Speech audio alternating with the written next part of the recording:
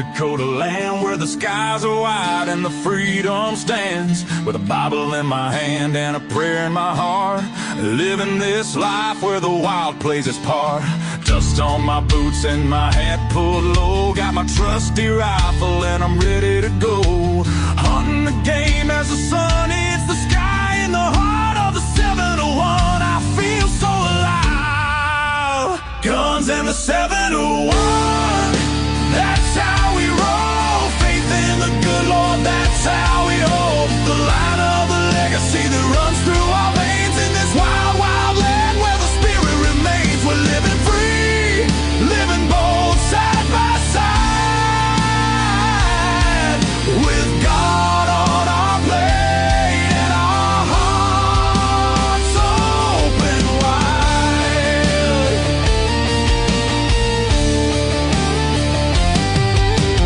Ranching the fields, the cattle run free with a purpose so strong, it's our grand legacy. The rivers run deep as we cast out our lines, fishing the waters where the North Star shines. Got the warmth of the sun with the chill of the night. With every shot fired, we're ready to fight for the freedom we cherish. The second is true. With family beside us, we stand through and through.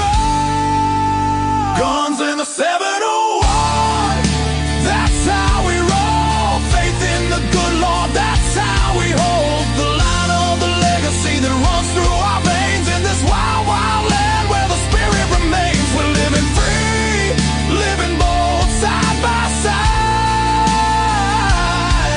with God on our plate and our hearts open wide.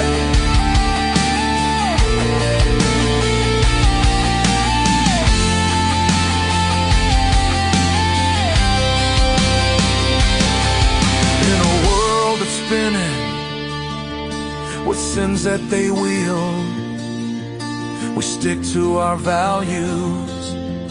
Our fate is revealed with the word as our guide.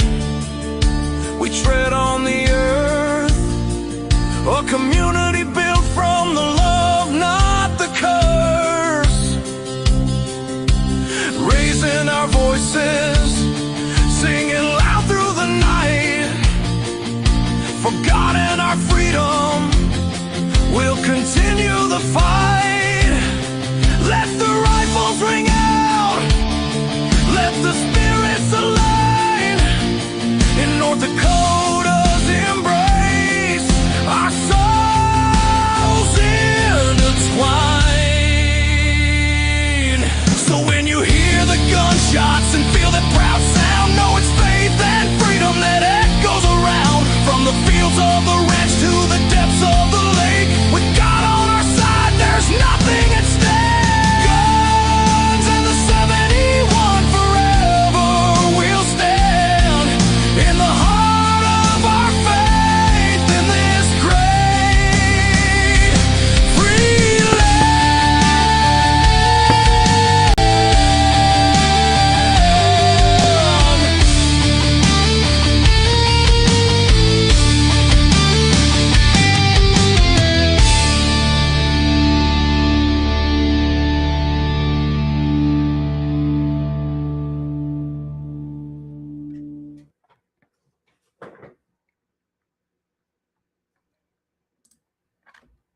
All right. Good evening, everybody. It is Clay Peterson, your faithful host here on Guns of the 701. I want to thank everybody for tuning in tonight. Of course, we have a special guest. I'm going to let him introduce himself here pretty quick, but I want to start out like I've been starting out every single program with a prayer.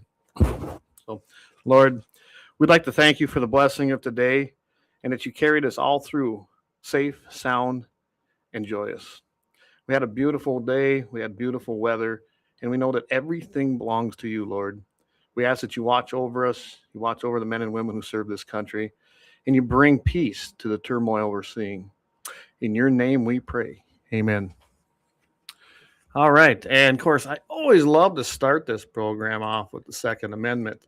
And I'm going to put it up there for everybody. I know it by heart, but the well-regulated militia being necessary to the security of a free state, the right of the people to keep and bear arms shall not be infringed. And that is so important. Hey, good evening, everybody. I'm going to get to a bunch of these. Good evening, 18 Wheels. I don't know, you traveling tonight there on that truck? Brian, great to see you, fellow MVE. We love having Brian on here, faithful follower here. Eric Newman, good evening from the better half of the Dakotas down there in South Dakota. By the way, Grizz's Taxidermy does all my work, and I do highly recommend him. He does a really, really good job. Hey, Dan, over in the Western Edge in that Dickinson area, good evening, Dan. Leon, I think you're going to be joining us here shortly as well. And Kevin, hey, over there on X. Kevin, great to see you. How is PA doing? You know, I've been hearing about Pennsylvania quite a bit. Going to be an interesting election in there. All right, little rundown. Leon Francis, Blackbeard Logic, also part of Guns and 701 Network, is going to be joining us. We got Alex Balazs. He's joining us. And I'm telling you, I'm glad to see him in this race again. He is running for the North Dakota United States Congress once again. He was the endorsed candidate in 2024. I believe he'll have to correct me. But with that, I'm going to bring everybody into the mix here. Let's have some fun tonight. We're going to go anywhere and everywhere with this. So I'm going to start clicking everybody in. Hey, Alex. How you doing, Clay? I think I had Leon. I must have missed it. There we go. There's Leon. Good evening, guys. Good. Alex. Leon, how you doing? Good to see you. Yeah. Oh, look at this. Look at this. We are already getting slammed over there on Kick. So we'll just go ahead and boom. We'll take care of that. That's like the third one I've clicked off even since we started the show. All right, guys. So, Alex, I've talked to you. I know who you are, but why don't you introduce yourself and just kind of give us a rundown of what's in store here and what you're up to. Well, thanks, Clay, and thanks for having me back on. It's been a while, but I'm looking forward to this tonight. I'm running for Congress again. I ran in 2024 and was the endorsed candidate. Did not make a successful through the primary, but I plan on doing better this time. So for those people out there who are just meeting me tonight, I'm a veteran, served in the Air Force, the Navy, and the Army. Retired with about 12 years active and then 10 years in reserves. Worked for the State Department in multiple places overseas. And finally retired here to North Dakota, to my grandfather's farm near Candu, where we've been since about 2015. And I still do some contract work, range work for the government when they call and need an old guy to guide them through some things, you know. Good deal. So, and as I can remember, and I said, I didn't lose track of you really, but like the rest of us, we just weren't out there after the elections. Where are we doing a whole lot? We did the show here, but we moved on to a lot of other things. But I know you're a very conservative guy. You love the Second Amendment. I know there's absolutely no doubt in my mind you share the love of the Second Amendment in its true form, and you're a hunter. So I mean, right there, that's an A+ in my book. I'd like to point out the fact that I wanted to do more I met you out. I'm sorry. I'd like to point out the fact that I met Alex at the convention. Good. I shook his hand and spent about 5 minutes with him, just kind of jaw-jacking, and he had my support. So there you go. If that counts for anything, anyway. Yeah. It does. No, it does. I think down in Fargo, I think kind of outnumbered, but I'm looking for conservatives down in Fargo. That's it. Right. Leon can hook you up, right? Oh yeah, I got a couple things. Might know people. Yeah, I was actually close to you guys this past weekend. I was doing a little ice fishing. Ice fishing was horrible this past weekend. It wasn't just us. Nobody was catching fish. So I was in that would be the Valley City area, just a little west of there on a lake called Fox Lake. So yeah, good ice on it. We saw the fish in the live scope. We were able to see them and tease them, and nope, they didn't bite. We had a few strikes. That was it. So do either of you guys do any ice fishing? Well, I'm a black guy, so you don't walk on water. What are we doing? I do not ice. Yeah, I do not ice. Yeah, if we can't hunt it and chase it down, and ice fishing might be therapy for somebody, but I just wait for them. I'm too eager, you know. I can tell you that the new live scopes, it was the first chance I've had to actually fish one of them. I've heard all kinds of things. Otherwise, we use a little blinker light called the Vex LAUER. There's other brands, but I'm telling you, it's almost as good as having a camera down there. And, it helps you. If it wouldn't have been so windy that day, we might have grabbed a portable, went around and drilled holes, and you try 5-10 minutes, you'll find them. I mean, that's ice fishing. They fish running schools, unless you're going after walleyes, not as much, but those panfish do. And they just weren't biting. Nobody was catching fish. There we go. Yeah, Noble Day. It says Vex LAUER and live. There you go. Yeah, and we had them. We had both, but we were just using the live scope. But yeah, if we'd have went out there and maybe hit that lake a little harder. I know a buddy of mine was on Jamestown Reservoir. Took him a long time, but he did finally get into. He caught like 5 walleyes and 6 perch, which or was it crappie? I don't remember.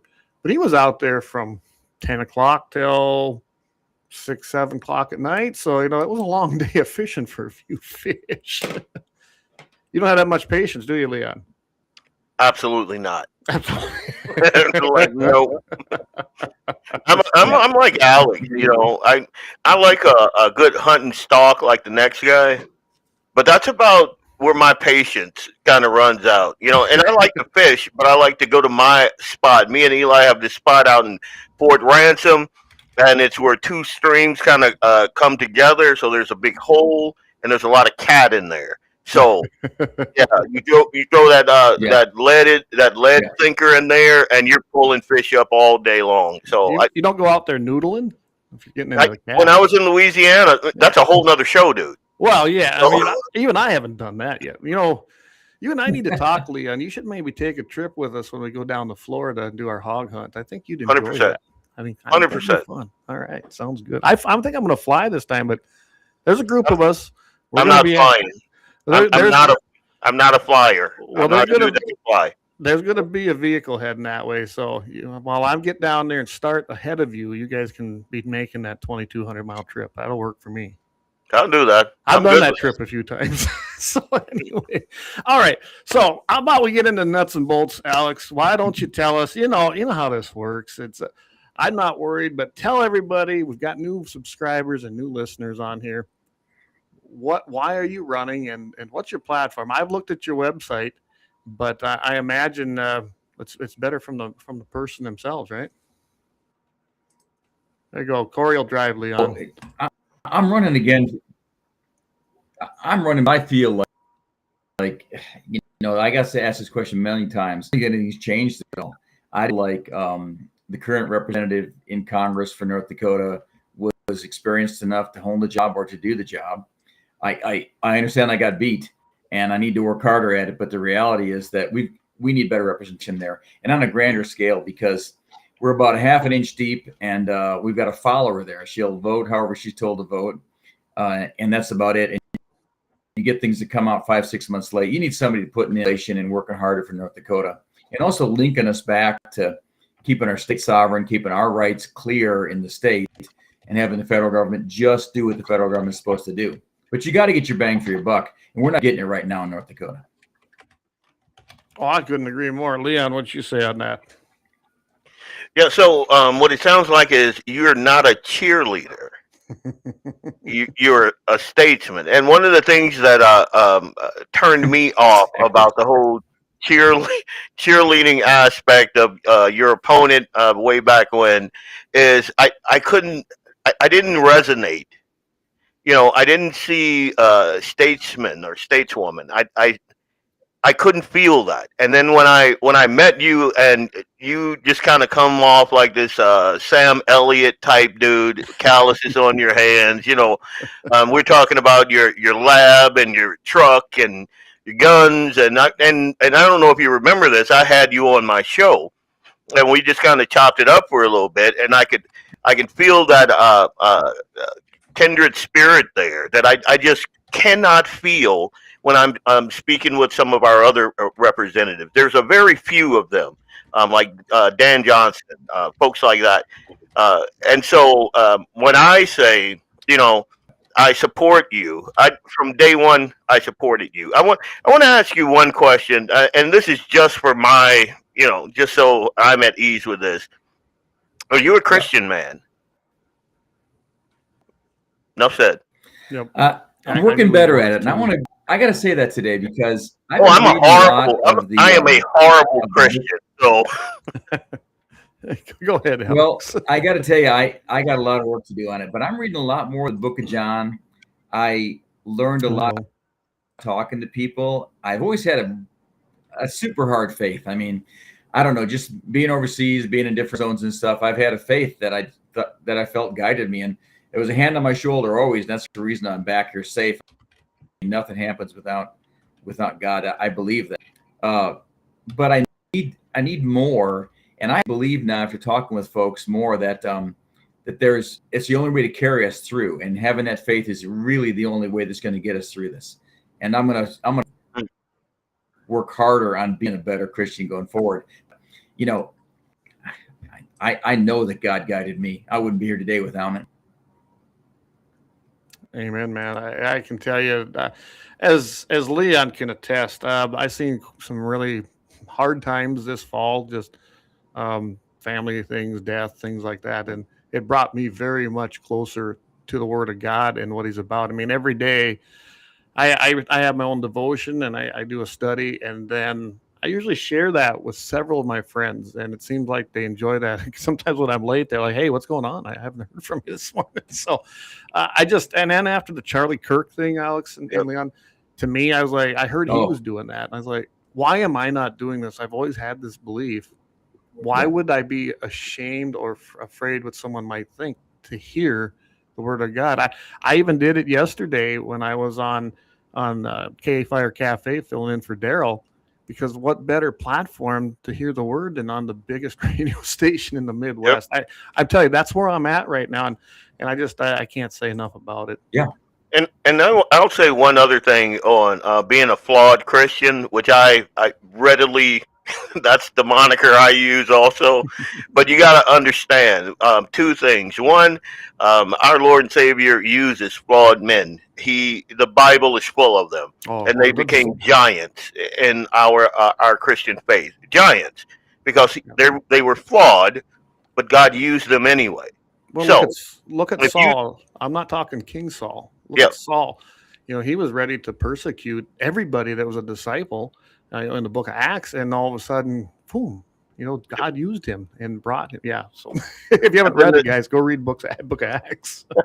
And then the second point I'd like to make is if you don't have a Theo in your life, something else will become the Theo. And I think a lot of and when I say Theo, I mean like we talk about democracies, republics, theocracies, the thing that is the driving force in your life. Now, if you don't have Christ as the Theo, then government can be your Theo. And you're in a theocracy then. And then you see, like, the reason I believe that our country is kind of in a topsy-turvy world, like Ketanji Brown, I don't know what a woman is, or, you know, just everything is so crazy now. It's because we've gotten so far away from what founded this country and made it great in the beginning. And we are having one heck of a time trying to steer this ship back on course.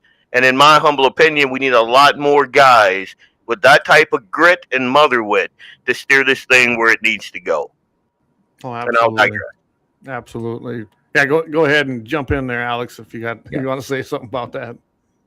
Well, I just think we have to put some skin in the game, and we can't be afraid to get roughed up when we go back to work in Washington. You're going to get some roughed up, but you can't be worried, number one, about campaigning for your next election. That's got to be something that's not in your mind. You do your work, you do everything you can best you can. You're going to take hits, and you simply do what everybody tells you to do. And I'm not saying we're not going to support good policy, of course, but I'm not going to be a rollover. But you got to know that you could lose. You could lose votes because you're just not going to suck up to people. Yep, absolutely. It's always a possibility. And that's the difference, I think, between guys like me and you, Alex, and Leon, and I can name several other ones. We're not afraid to be truthful to the Word, be truthful to the United States Constitution, and actually stand for something, although it may cost us some friends, it might cost us some votes. I'd rather vote for that kind of guy any day than somebody who gives me lip service and, might tell me what I want to hear and then turn around and, that guy's nuts over there. I mean, I don't want them people in office. I just don't. Yeah, I don't want my ears tickled. Yeah, I don't need that. I got a wife. Alex, and I know one of the things that a lot of my conservative friends were giving me guff about when I supported you the first time around. They were like, "No, he's a Washington insider. He's a he's a plant. That was it. I couldn't remember the exact terminology. I heard the same thing.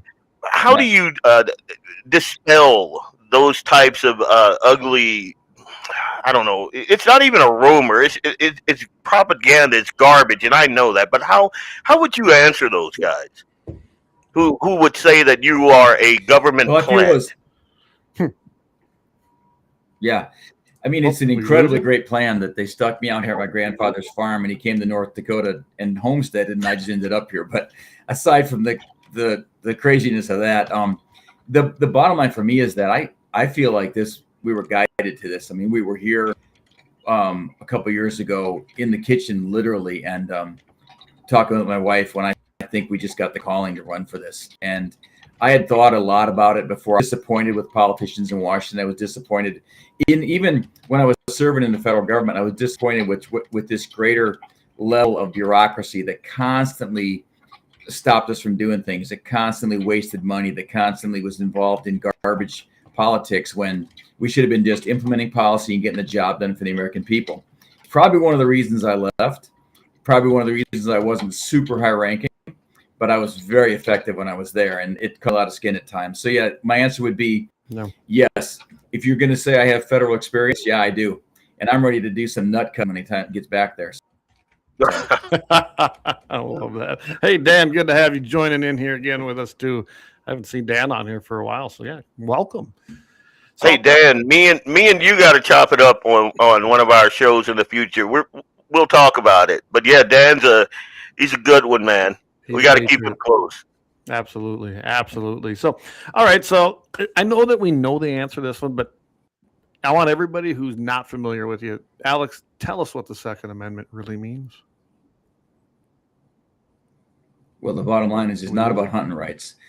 The Second Amendment is about our ability to defend ourselves and to bear arms and to protect ourselves, to protect our country. This is such a great example right now. If you look at Iran right now, they have a number in their country, 3.5 weapons to every 100 people. And it's one of the reasons why they're getting slaughtered. And in this country, it's closer to 110, 120 guns for 100 people. So the bottom line is that's our right. That's it's not God-given, obviously. It's written in the Constitution, but I almost feel it's God-given in that we need to defend ourselves and take care of ourselves when we need to. Sure, I love the hunting part of it and the rest, but shall not be infringed is critical. And I'll tell you, there's a lot of people walking around saying they're supporting the Second Amendment, and they're still infringing our rights. Like I can go into it, and I will be happy to. But shall not be infringed is really clear. It means nothing. If we get to have these weapons, they're ours. That's our right. Whatever we choose. That's my opinion. Oh, absolutely. I guess I believe all our rights, they are enshrined and they are granted to us through God. I mean, that's how the country was founded. That's why it's so important that the government can't take them from us. You can't take something away that God has granted you. Now, that's what inalienable means. I believe that God granted us right, and government was instituted among men to protect those God-given rights. So, shall not be infringed means don't touch. It's the second one, and it's the only one that says, "Hey, don't touch." So, well, not just that, Leon. Many times throughout Scripture, we can see how God had a plan for everybody and how He created it. And He said, "Trust in me."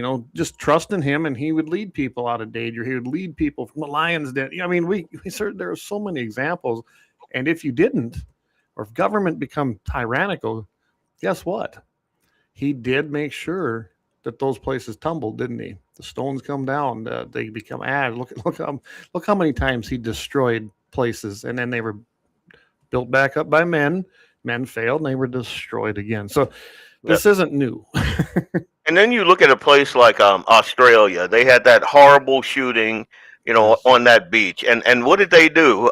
Instead of cracking down on the issue, which are these Muslim extremists, they curtail gun rights even harder, and then they made it illegal to speak ill of Muslim extremists. And you're just like, wait, what? And in that same mindset, I'll ask you this. Yep. What kind of policies do you see now that affect North Dakota that you've seen out of this administration that are good, and then give us one that you are not in favor of?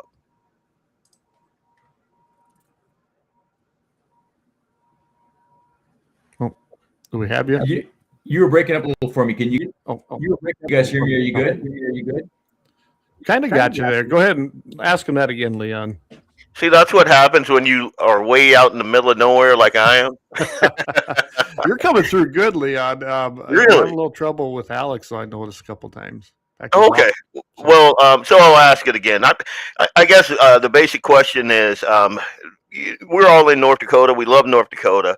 What policies have you seen coming from this administration that you thought were great for North Dakota? And then some, even if it's not popular to say, well, I don't like that one. Give me one of your. Go over my phone, I think. Oh, okay.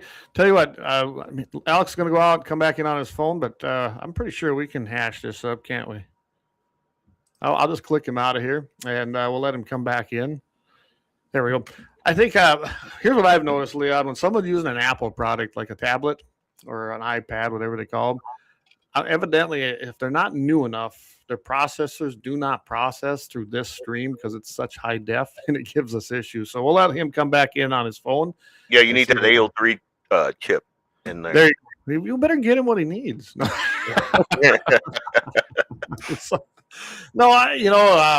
it's kind of funny. You brought up something that I've seen in a chat today. I think Dan was in on that chat. It had to do with constitutional sheriffs, and in particular, we've seen it. Lemmon, is that his name, in Burleigh County, is going to step down, right? I think that's a good thing. The man supported red flag laws. He's not a constitutional sheriff. I've had many different conversations in different settings. I'm not a fan of his. I don't believe that he is a constitutional sheriff at all. And I don't know anything about this guy that's going to probably step up to run in his spot. But Dan brings up a very good point.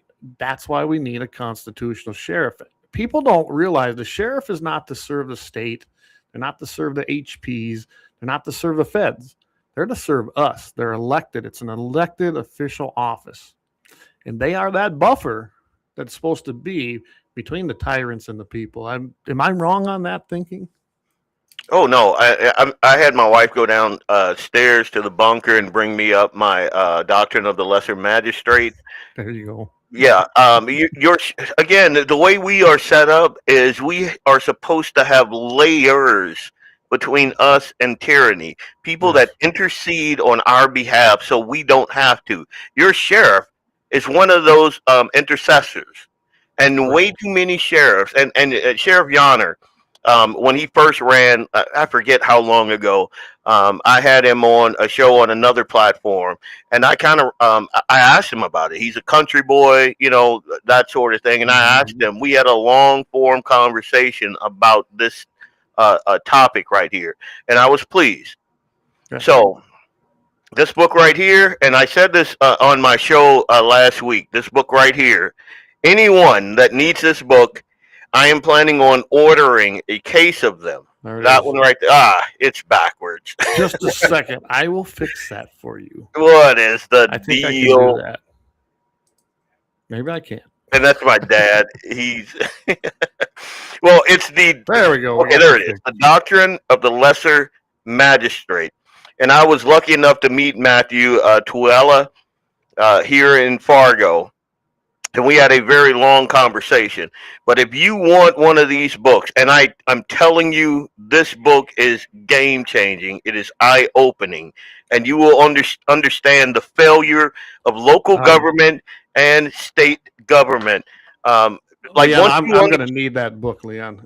100%. Send me a link. I'll just order one myself, but let somebody else get one of the other ones.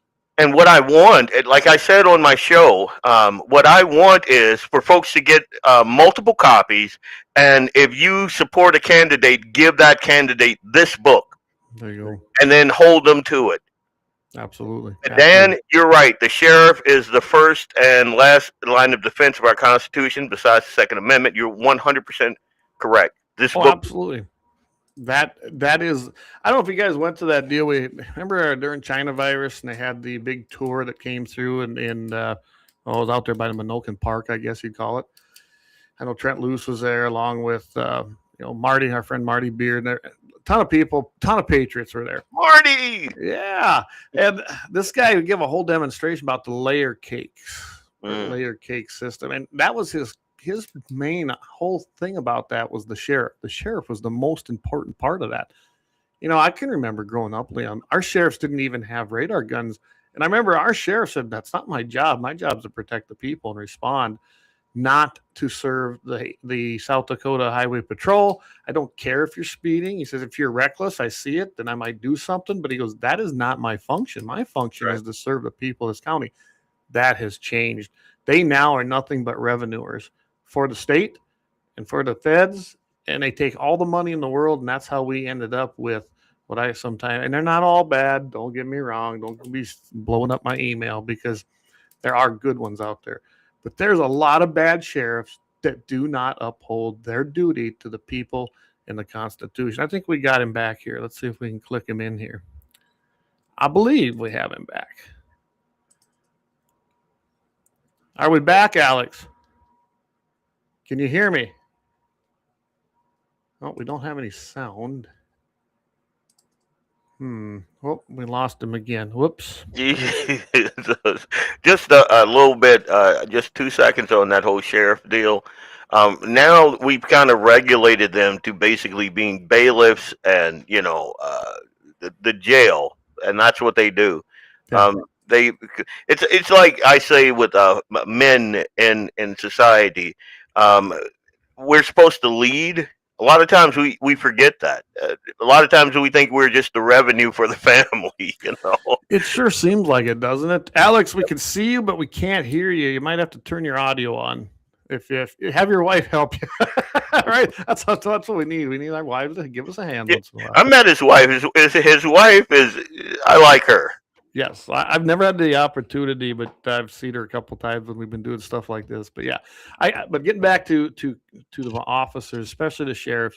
To me, the sheriff's departments have really lost their way. And let's face it, Leon, my government teacher told me over 30 years ago. He goes, "There is always strings attached to government money." 100%. If you take the money, you're giving up something, and that's not just for share. That's for anybody. That's why I take nothing here. Oh yeah, I am very much involved in egg production. I'm one of the few. In fact, I might be, except for maybe one of my neighbors, the only guy that takes zero money from the feds or the county. And it's funny, FSA will call you, or soil conservation districts call you because they've got leftover money. You sure you don't want to do this? No, I'm absolutely sure I don't want your help. I got her covered. And then after you take that money, you got to trans your dog. So yeah. Well, I was looking through some of these contracts a while ago. It's been a long time. They finally gave up on me, but you used to have to give access to the project, which that didn't surprise me. I still don't want to even do that. But it ended up then, you got to give access to the land. The land wasn't specified. And then it went from 3 years to 5, and some of them were 7 years, depending on the type of project you're doing. I've ever asked that lady, I said, why on earth would I give you free reign on our private property if we already got to pay government rent and taxes? Why would I let you on here willingly to look at anything? No, so I'm not interested. And that was the truth. People think I'm nuts. I don't really care. I don't need or want the government's help. I just don't. Oh yeah, I learned that a long time ago. My culture, and I'm African American, but my grandma back there, she was like a quarter. I guess you'd call it native. We used to just say Indian, But we still do. In fact, my Indian buddies still say it that way. yeah, I said that with my eldest daughter, and she looked at me like, but she went to Concordia, so it tracks. Well. But So Alex is still trying to get in here. Well, we're trying to get him back in here, everybody, because Alex is a great guy. But we'll get him. We'll get him. He keeps trying here, so I'll just click him in here. I'll tell you one other thing. If you're one of those odd number districts, get out, be a delegate. Folks in North Dakota, the Rhino class are trying to get in there and muck up the works. We got to make sure we have a good, strong showing. I was on the phone not an hour ago with multiple. I call them leaders in our movement. There. Do we have you back, Alex? Happening. Oh, I can hear your wife, so you must be there. Oh, we had him. Alex, say hi. I can hear. I can't do it. We got your audio. Accept you. Nope. Oh. I'm going back in. I can't talk to him. I'm going to text. Yeah, you're going to want to mute. They're going to. Again, technical difficulties on the fly, right? So, if you guys are listening and you can hear me, make sure if you're in one of these odd number districts that you get out there, you become a delegate. You don't do like there's, dude. There is a strategy to keep everybody away from the convention. There is, yes, and it sucks. And we got to do better. So I encourage everyone that can hear me, get out there, to become a delegate, and to show up. So Alex, if you can hear us, we can hear you. Tom Dawson. We can hear you. Oh, they can hear me. Okay. We can hear you. Hey, Clay, can you hear me now? We can. We got you. All right. Can't hear you. I can't hear you. What the heck? Well, can you hear me? I guess not. I guess not. We can hear. So you and I can hear Alex, but he can't hear us. Yeah. Actually, Leon, I'm looking at your deal. Is your mic not on your system? What do you mean? Oh, there, now I got you. I don't know what that was about. It wasn't moving because I can see that from this end. So. Oh yeah, I have my mic kind of turned down because it tends to boom and do weird things. So we got you now. Alex, can you hear us yet? He cannot hear us. We got you, Alex, but we cannot hear you now. Mm-hmm. I could hear his wife, but he's locked up. Anyway, so yes, what you're talking about, and I know District 31, that's my district. So we lost that here last election. And Perry Schaefer and company have taken it over again. Never, ever underestimate the evil of Perry Schaefer. Go ahead and get it set if you can. I'm still waiting for him. Yeah, we can hear and see you. Yes. I wonder if I can send him a message. I don't know if that comes through on his phone. Anyway, District 31 is going to be having their meeting. I got to hop on there and see when. I'm not in the loop anymore because I'm not a member anymore. But I can tell you right now, unless we can get a ton of patriots in District 31, there's not much that can be done in District 31. They do have a stranglehold on it. We did defeat it at one time, but we did. You'll love this, Leon. We had a strategy, and it probably would have worked, but we ended up having a blizzard that night, and a lot of people didn't show up from my area because they just couldn't make it. And I remember that. We were so close. We were about 5 votes short is all on everything we needed. Like we got Mary in there, but Mary was able to, work with the other side where you can imagine that side was never going to vote for me. So like the vice chair, I lost by 4 votes. Anybody that was a true, hardcore conservative, yeah, it was a no-go. None of us won. So we had a split, executive committee and a split officership, which made it very difficult for anything to change. And they had actually changed the bylaws previously to make it more difficult for people like you and me to even get in there. District 31 has major problems, and unless there's a concerted effort, and I mean a big one, to just slam it, that district will probably not be regained. I know it won't be this year. And one of the things that worry me about North Dakota politics is I see a lot of rhinos. The people that are feeding Rob Port are Republican. Yeah, and to me that is disturbing, and especially if you and please don't, especially if you just go and look at Rob's feed. It is stark raving lunatics over there. And we have Republicans that are feeding him information. Yes. Republicans. Yes. So I said this tonight on this call that I had.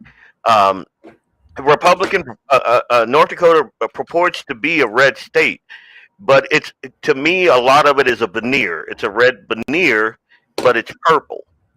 And we need to do something about that. Matthew Simon is doing his level best. I know a couple other folks that have rolled their sleeves up and they're in there. Deanne is one of them. But they need our help. We got to support these guys, and we got to get out there. We cannot allow their strategy to become the law, if you will, in our North Dakota politics. It just can't be that. And Matt's doing a great job. I mean, Matt is a statesman. I've been watching him, and I mean, I've known Matt a long time. He just keeps growing in that position. He's doing a fantastic job, in my opinion. But I can tell you right now, there's going to be a battle coming up in that next election for chairman. 100%. And if some of these districts flip, we already know District 31 flip. Don Scheibel is commie. He might call himself a Republican. He's now the chair, which I have always had a problem with the legislature. You already hold one office. I don't want you as the chair of what's supposed to be the People's Party. You're not serving the people. You're serving your self-interest at that point, in my opinion. And Don is definitely a Perry man. Remember, we got Shane Goodall in there too. And all these guys are part of that mafia that were part of that bad system that basically led to Perry's demise, from the chairmanship. They didn't go away, guys. They've been strategizing ever since. Perry don't give up, and neither does Shane. And Shane tries some goofy stuff all the time. I understand he tried some in the last meeting, trying to say that there was some kind of Robert's Rules of Order infraction when there wasn't. Shane will lie to you without truly crossing the line. Is that a good way to put it? And something else we need to account for. These guys are incredibly smart. Yes, they are. There is no shame in me saying that Shane Goodall is 100 times smarter than me, especially when it comes to procedure and just his time in the NDGOP. He has a wealth of knowledge of like Robert's rules and the way things operate. He has greased many palms in his day. And when it comes to this issue, they're smart. The only thing that we have on them is if we show up. Our grit and determination trumps their, their smarts, I guess. Yeah, they are. They're not dumb. They are not dumb. Yep. Never, ever call them dumb because they are very intelligent. And never think about them as dumb, because once you do that and you think you're smarter than them, they're pulling the rug out from under you. Well, you got to show up. True grit. Perry and that company have been involved since the 80s. Okay, when this was Democrat predominantly state, and they worked at this, and they know the ropes, they know the ins, they know the game. Okay, and if you look at, I've never seen anything crazier than the state of North Dakota. I cut my teeth in South Dakota. I helped in some other states. It's pretty straightforward. You put your name on a ballot. You go get your signatures. You get your thing turned in so you can actually be a candidate, and then you go run a campaign. Not North Dakota. I've never seen this kind of a system. Crazy. I mean, and then there's no registration. Other states, when I worked on other campaigns, we had a registration list. You had to register, which gave us that base, right? All we have is the North Dakota GOP list, which you have to buy, by the way, if you're not an incumbent, it looks like to me in most of the time. That's not very many people. Did you know that? That's a good did you know. Did you know you have to purchase that thing? Yeah. And here, we'll chime Alex in here. So, Alex, if you can hear us, I have you clicked in, but I don't Got know. no video. But I'll tell you what, Leon, let's take a quick break here. I think that's a good thing to do. Maybe I can work on this and maybe get him back into here. Otherwise, we might have to reschedule him. But I bet you and I can handle this the rest of the show. 100%. I got to go check on my dad. He's peeping around the corner anyway. So. Okay. So I'm going to play the lawn commercial because we need the extra time. So, all right, guys, we will be right back in about 4 minutes. Maybe we can get Alex back on here, and then maybe we'll get to some of these comments because they've been coming in pretty heavy too.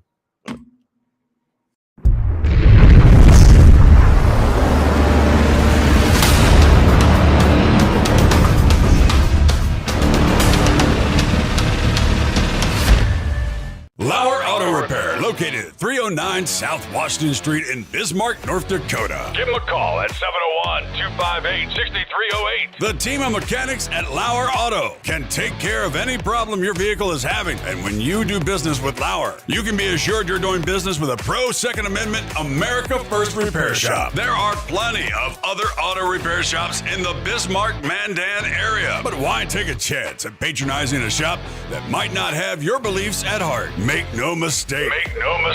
Lauer Auto is your pro Second Amendment repair shop. When you talk to the guys at Lauer Auto, don't forget to tell them that you heard they are a sponsor of Guns and the 701 and that you appreciate their support of our pro Second Amendment, pro North Dakota live stream and podcast. That's Lauer Auto Repair, 701-258-6308. 701-258-6308. Located 309 South Washington Street in Bismarck, North Dakota. When you want it done right, Go where lemons go. Kalon's Auto Service, owned and operated by Kalon and Misty Foss, lifelong locals with over 25 years experience. From modern rides to classic restorations, they can handle it all. Top quality work, fair price, and honest hometown values. Located just 1 block south of Highway 12 on 6th Avenue West in Lemmon, Kalon's Auto Service, serving you with all your auto repair needs. For the best gun gear for every and any situation, Little Angry Man Arms LLC has you covered. Top-notch guns from top-name brands like Winchester, Glock, Sig Sauer, and Ruger to essential extras from Magpul, Streamlight, Hollow, Sun Optics, and more. Little Angry Man Arms LLC have everything to make your shooting adventures a success. Visit littleangrymanarms.com today and gear up for your next big hunt, competition, or home defense. Don't miss out on our exclusive deals. Little Angry Man Arms LLC, based in Trail City, South Dakota, your ultimate hunting partner. At Horton LaserCraft, we believe in the power of personalization. Whether it's a cherished memory, a special occasion, or a unique gift, our custom laser engraving brings your vision to life. Our expert craftsmen and state-of-the-art technology ensure every piece is a work of art. From personalized decor to one-of-a-kind keepsakes, Horton LaserCraft makes every moment unforgettable. Horton LaserCraft is owned and operated by a local veteran and his wife located near Thunderhawk, South Dakota. They provide custom laser products at a reasonable price, and their turnaround time is fast and efficient. Custom board cutting, glassware, decanter sets, mugs, assorted stainless steel jewelry, assorted tags, decor, custom acrylic nightlights, and much, much more. Call them up at 605-545-7535. Horton LaserCraft, where memories are engraved.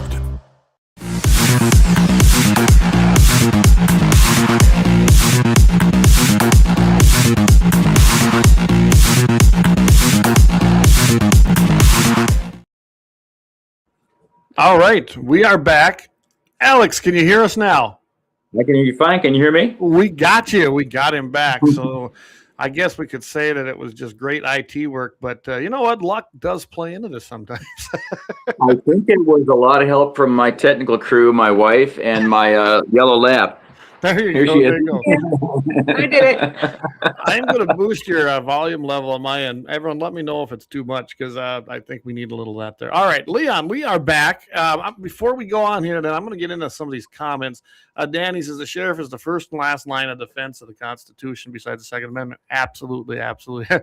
David Feddick, he says, Dan for Burley County Sheriff. There we go. And David's going to be with us too. He's got a brand new show coming up. Looking at the end of the month, 701 Marksman. I think you're going to like it. David did join us yesterday on the radio, kind of talked about what he was going to do, and I'm looking forward to that because he's been telling me some of the guests he's going to have. I think everybody's going to really enjoy that.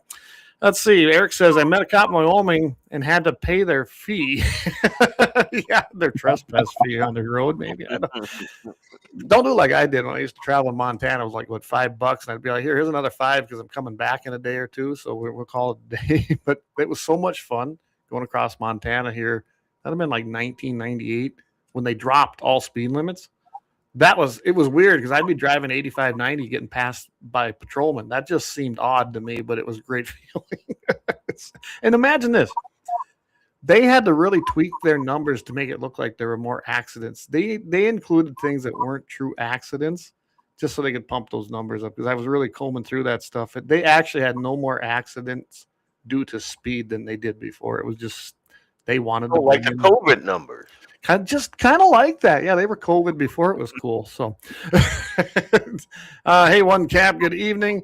Dan says, for example, sheriffs, look what happened when the pipeline surveyors were going on private property without. Yeah, they were backing those guys rather than protecting the people that they're supposed to be serving. They should have been out there arresting people left and right. But we do have another problem, Leon, in the state of North Dakota that I had no clue until I moved up into North Dakota.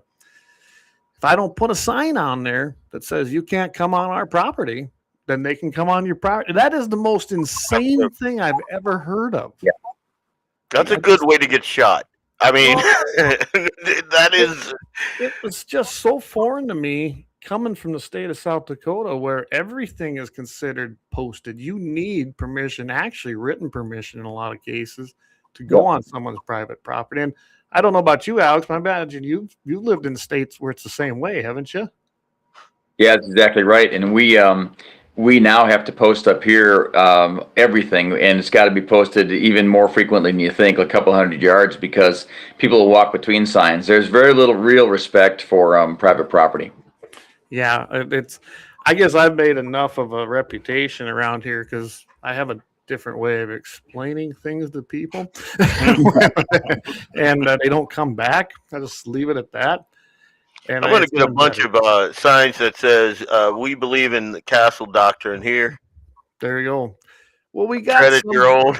Yeah, I mean, we finally got, and it really was the help of Mr. Koppelman to help us put that through, that we were able to get at least a stand your ground stance in this state, because we always had a duty to retreat. What an insane idea.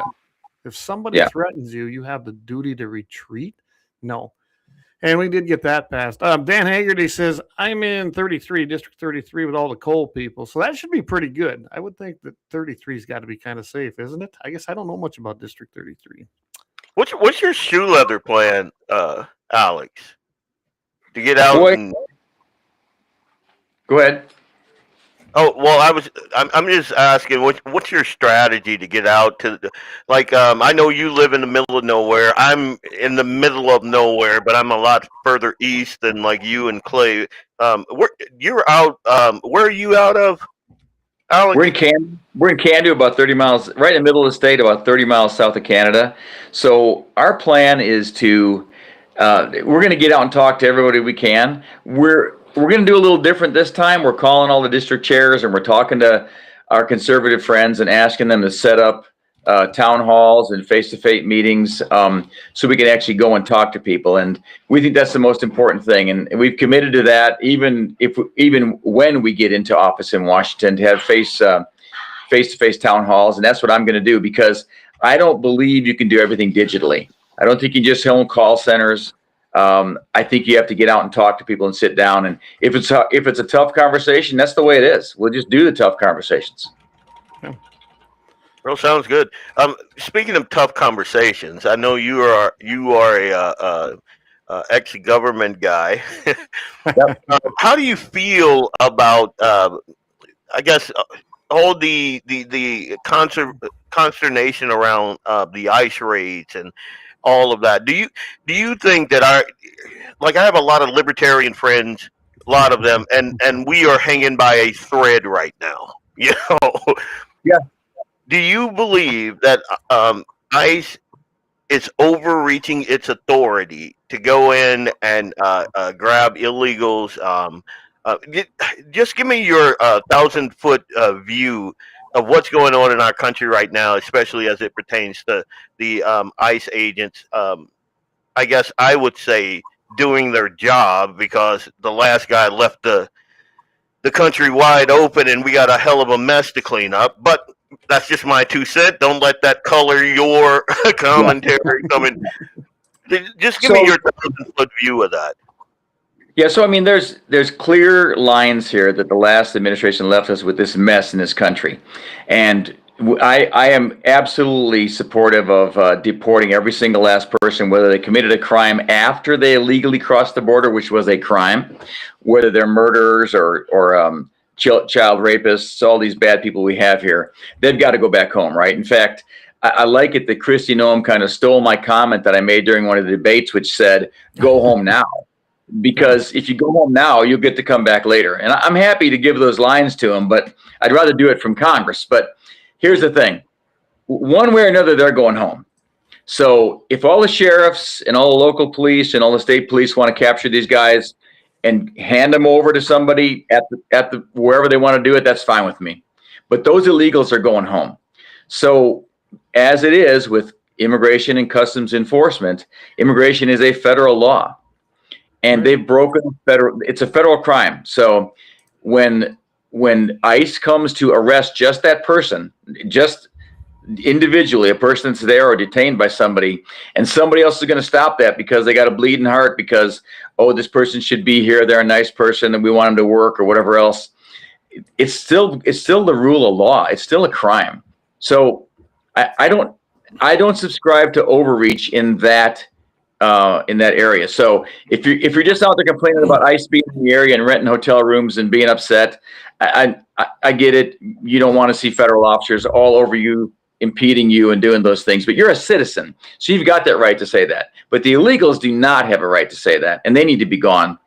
I also have a problem with what I see as, and I'm going to use the word agitators, but foreign money and foreign dollars and people putting good U.S. citizens in front of federal officers' vehicles and doing things and getting them all worked up, because I don't see these agitators or these foreign people getting out there in front and getting arrested. I see them talking to women and getting women out there, women with babies standing in front of cars. It doesn't make any sense. These are illegals and they got to go. Absolutely. They are invaders, plain and simple. They don't belong here. I was watching a news program this morning, and one of the guys on there, it's on Real America's Voice, was, well, they're really not hurting. And I thought we were going after criminals. This isn't what I voted for. Of course, Dr. Gina was like, this is exactly what I voted for. If you're here illegally, get out. And that's what I voted for too. One of the things, if you're here illegally, you've already broke the law. That makes you a criminal, right? Yeah. And I have absolutely no problem deporting these people and tracking them down. And let's get them out of our country. They don't belong here. They have no rights as far as I'm concerned. They're not United States citizens. And when we're talking about whether or not they are hurting, they're not hurting anyone, I would beg to differ. Again, folks know me. I am an IT guy. I'm a network engineer. That's my trade. I run cable. I run your fiber, your coax, your RJ45, all of that stuff. I run that. I set up your network. I have been it's been a fight to get contracts where I am not the subcontractor of some outfit that's from out of state, and none of those guys speak English. I nothing cheeses my grits more than that. I'll give you two examples. MME Midtown Fargo. They did a renovation where they joined two buildings, and they needed cable run between the two. And the outfit that they had was, I guess, out of Texas. And they messed it up so bad that they called me in. Now I'm a subcontractor, so the money that those guys are getting, I'm not gonna get. And I took a look at it, and I'm like, I'm not touching this, because I'm the local face, and they'll see, like, when everything goes to crap. And these people had, and if you know anything about networking, they would run a line, and they wouldn't have enough cable, so they'd use an RJ45 coupler to run it to the MDF. And you're just like, wait, no, I'm not touching any of this. Boss Pizza, Boss Pizza downtown Fargo called me in after a bunch of Haitians just totally screwed that cabling job, all the crap. And I go in, I take a look at it, and I'm like, yeah, I'd have to quote you for rerunning the entire thing because I am not a patch guy. And again, that hurts me because I'm turning down business. If I take the business, though, and their network, is faulty, like I know it is, then it's my local face that they see. I got cards all over the place. It absolutely does hurt the regular American guy like me, entrepreneur. I hung out my own shingle, 4 years ago. It absolutely hurts me. It also hurts those people when they can come in, and I know this for a fact, where businesses don't have to pay them the wage that they would have to pay in. Like when you hear people say they're doing the jobs that Americans won't do, that's a lie, because I do those jobs that those guys are taking. Yeah, that's right. And I'm sorry, I probably took way too much time on that, but I had to get that out because it's upsetting to me to see people fighting to keep those guys in that undercut my ability to provide for my family. It makes me very upset. Yeah, that's right. Absolutely. Well, Matthew, speaking of Matthew, I'm going to put this up here. Matthew says, protecting the states against invasion is one of the very few enumerated powers that the federal government legitimately has. Article 4, Section 4. You took my thunder, Matthew. I was just going to mention that. And sit on your hand, Simon. Yeah, it's absolutely. We have that right here. It's outlined right here in the Constitution. It's not a problem. And if go look it up for yourselves. I guess we don't really need to read it to you, but it's absolutely a fundamental enumerated right of the federal government. And this is where I get so sick and tired of media. I don't know. What about you, Alex? I imagine you think the same way, which is another reason we'd have a great rep in the U.S. House, because I know you love this country and you want to protect its borders. Well, I gotta say you're spot on with they are taking jobs. It's so much more broad than that. First of all, I took an oath to the Constitution many times to uphold it. Trump took an oath to that Constitution. The law enforcement officers took an oath to that Constitution. And this is a big difference between me and the current representative I have in Washington. The experience I have, this is so critical. We have sovereign states' rights. And then we have some things that are given to the federal government. And only those things are given, like, for example, this one, to enforce this immigration law. But you got to get your bang for your buck. So if you're paying them to do that, you want them to do all those federal things. And we need to drive them to do it. We need to kick the bureaucrats in the teeth and say, you're going to do your job and just your job. You're not going to step on our rights here. And that will give us a much better integrated national security policy. If people in North Dakota do that, if they make the federal officers do this, at the same time, they keep a distance from and not let them step on our rights. And I can't tell you how important it is to have experience in the federal government to know the difference between the two. And that's why I'm going to keep running for it. I think we need that representation there. Amen. Until 18 wheels, absolutely not. I'm not cut out for it, buddy. Guys, I guess I missed what he said. He says, Leon running for Congress or Alex? Well, we do have a senator that needs replaced too, so you guys can maybe hammer that out. Again, you see how Alex is like he's a calming effect in the storm. I'm not. I'm the storm. Well, that's kind of like, at one time I thought I'd maybe run for the legislature. And now I've kind of decided that I like being the guy that can walk up there and I independently lobby. I'm not a registered lobbyist. I have been in that world, but I kind of like being that guy rather than having to please everybody. I'm just not really good at that. Yeah. I should bring this up. You're going to hear this. I'll be saying this a lot during the campaign. There's not going to be a whole lot of politics. There's going to be some policy, and I'm not going to be pandering. So when you hear this, people are not going to like some of these answers, and that is that the real thing we need is a citizen servant to do the job, to go in and take the hits and bring the things that you need in representation. But a greater issue here is I have a ton of experience working the border and watching this immigration stuff happen.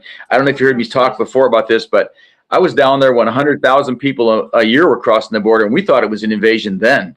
And we were catching on. And now we've got to deal with this. The bigger issue is we can't look over in Fargo right now. We've got in Cass County, you've got such a liberal policy against the same thing you're seeing in Minneapolis, and you're going to see the same kind of fraud if you dig into it with that community over there. And I'm not saying every single person in that community of immigrants is doing it, but they're already having problems. And Cass County is taking a lenient attitude toward them. It's not going to work out in the end. Yep. No, it's not. And let's just face it. I'm going to call it out because there is one side of this coin that's making this argument, and it's Democrats. And let's also remember, Democrats are not who they were. Everybody's, they're not Kennedy Democrat. Don't even go. You got to go farther back than that. But 1996, Bill Clinton's presidential address. See how he talked about the illegals, how they broke the law coming in and they have to go. Like it is he would be considered a MAGA. He Trump would be considered under our tent now. I mean, he didn't support what was happening in the gay community. He didn't support invasion of our borders. He didn't support. So many different things. He definitely didn't support the tranny thing because that was kind of going on. He was an anti-gunner. He was definitely an anti-gunner. But when you look at him today, I don't know if he could even fit into his own party because let's face it, that pendulum has swung so far off of the reservation to the left. And there's a big contingency of communists in there. And yes, it's that word. Yep. Socialists and communists, they are different. And there is a ton of them in that party today. And the Democrat Party is not our friend. It just isn't. I did put the Article 4, Section 4 in there just so everybody could read it while we were talking. I thought it'd be good to put it up there because it does guarantee every state in this union. We have a Republican form of government, and then not the party, if you don't understand what that is. And they shall protect each of them against invasion. Yeah. Pretty simple, isn't it? And Alex, I have your contact info. So whenever you're in the, Fort Ransom area or Enderlin or Chaffee or Sheldon, if you're coming through that way, I'll set something up for you. Yeah, absolutely. When you get done, just give me a shout sometime. I want to definitely talk some more. Well, that's what me and Alex were talking about. We're going to get him down here in the Sioux and Grant County area. And I'll take you around, Alex. I mean, you still probably got that old Dodge, don't you? I got that old Dodge. Stick it with me. I got a lifetime warranty on that. I'm hanging on to that for a long time. Absolutely. So you guys were talking about something earlier when I was just listening, and I got to tell you, there is a big, I hate to use the word establishment, but effort to only put forth one candidate for this next congressional race. And I'm getting the message from everybody that it's going to be impossible. I don't think it's going to be impossible. I think the real grassroots, the real people, the voters is what matter out there. So I'm going to ask everybody out there, you can go to my website. I'm going to need these donations to get through this and get some signs up and the rest of stuff. And I want you to know that this is kind of like a time to change this. We really can strip this off and change what we're doing. So you can donate. You can send me a couple of bucks. You can send me a lot of dollars. You can mail it to my P.O. box. That's P.O. Box 81 in Candu. And but really importantly, North Dakota's got some big families out there, and I would love to see people put together meetings or things and get those votes out there. I was talking to somebody the other day, and I swear they must have 50, 60 family members. If I could get their votes alone, I'd probably be in the office tomorrow, Yeah. Well, I just put it up here. I'm sharing it if you guys can't see Thank you. This is Alex's website. It's alex4northdakota.com. Again, alex4northdakota.com. And here it is. If you wanted to, you can go on there and he's got 25, 50, 100, 250, and you can hit the donate. And I think that'll allow you to go ahead and choose your own. And that's what I would encourage you to do. That's what you need to do. It's very, very simple. Just go click, do it, enter your info, and you're good to go. Plus, you can join his team. Put your name, your number, your email in here. And there you go. Knock in the neighborhood, knock on doors, host an event, help however you can, type him a message. So this isn't hard to do. It's easy to find. alex4northdakota.com, everybody. Thanks, Clay. Hey, I gotta ask you guys, have you been watching this thing in the Supreme Court with this guys playing in girls sports? Yeah, hasn't that been interesting? Yeah, I got to tell you, I'm probably, as good a guy as any. I think I'm pretty a male, but I can pretty much tell a woman from a pretty far distance. I don't know what's going on there with the rest of them, but I got that figured out. Yeah, and I don't think we even need to do the Crocodile Dundee thing, and walk up and see if she's a Sheila or not. I'm telling you, this listening to K. John, whatever her common name is, Jackie. Yeah. Wow. I mean, I guess I thought Alito did a hell of a job today. Did you hear him just hammering that lawyer? Yeah. This is insane that we're even having. And he picked her argument apart with ease, just using logic. Just using common sense that God gave a grasshopper. Can a man be pregnant? Can a man get pregnant? I love it when he's like, in the end, no man has ever given birth to a child, and that's a fact. That ain't 8 billion people on this planet. Not one of them were birthed by a man. No. So, I mean, it's that simple. This is retarded, honestly, that we are even having this discussion at our U.S. Supreme Court, and that we even have people on there. This should be unanimous. This should be unanimous, and it's not going to be. Not going to be.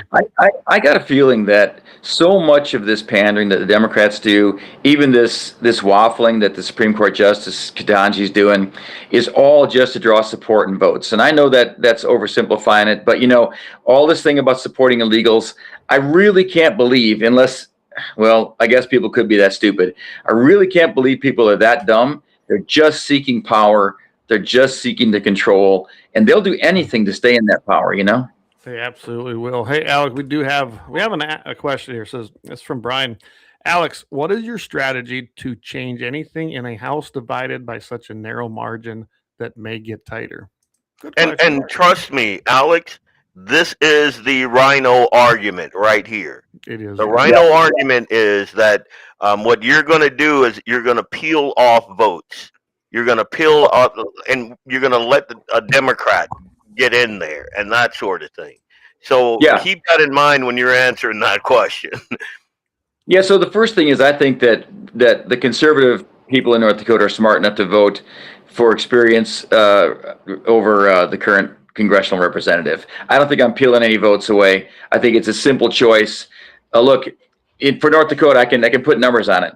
You gave your friend, I know some people like Julie, and she's a nice person. They gave her $350,000 over 2 years, over $400,000 in franking privileges, and a ton of money to put her office together. That's enough of a gift, okay? That's enough. This is the person that gave you 12 years in the PSC and a power grid that's ready to fail. So what I'm saying is, it's okay to make a choice amongst conservatives. The Constitution allows for it to pick that. And if the question to pick me, and if the question is, how do you bring people together?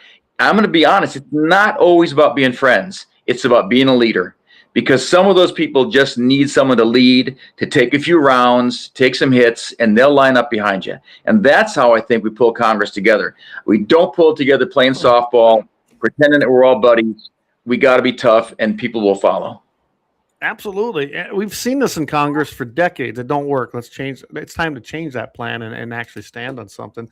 One thing I'm going to tell you about Julie, when she was on the PUC, she didn't answer my question about if she supported the Second Amendment, which I don't care what office you're working for. I'm going to actually ask you that question. And like I said, it tells me a lot about your ideology on how you answer that question, because that is a fundamental right as far as I'm concerned. It's probably the right that protects it all, because without it, we'd have been under tyranny a long time ago. And then second of all, when I kind of addressed her in the open forum about her stupid all of the above policy, I am not an all of the above policy. I want windmills gone and I want solar gone. It's useless. Put it in the private sector. If private people want to do it themselves, knock yourself out. Okay. But that is never going to support the grid. So this all of above PR crap, why are we doing it? Probably, as with anything, as I did a little bit, chase the money, and you'll see why it's even in there. I mean, we got, unfortunately, coal and natural gas and those kind of industries that are supporting it. It's all for smoke and mirrors. Enough. Let's quit that game. Tell these greenies to go pound it. Right now is the time to do it. Trump does not believe in that agenda. let's get back to making things great in the energy sector again. It's pretty simple, but that was her ideology then. I can't imagine it's really changed. She said that's her ideology, and she supported it. In fact, she's one of the votes on PSC, if you look far enough back, that actually increased energy prices to support other states' efforts in solar and wind. So you can't have those two things and make a energy policy that work. I got a sticker on my truck that says powered by coal. Okay, it's not, but it may as well be. So I think there's a ton of coal out there. We need another coal plant. I think you'll see. I asked for that last time in 2024, and now finally you got other people coming around to it that we need to build another coal plant. We need to expand and not continue to retract. Yeah. Justin puts up here. He says the only thing that the Democrats do is try to push the envelope of de-energy, which is true. Degeneracy. Sorry, I didn't read that correctly. Yeah. They made the sins outlined in Romans chapter 1 their political platform. Boy, didn't they? And I guess that's something else that I cannot understand for the life of me. And Alex, you kind of hit on this a little bit, but there cannot be that many people that the Democrats can peel off with some of their crazy ideology. I think they lose, like with the African Americans. When you're talking about this trans agenda and the rainbow jihad and all of that, we're not down with that stuff.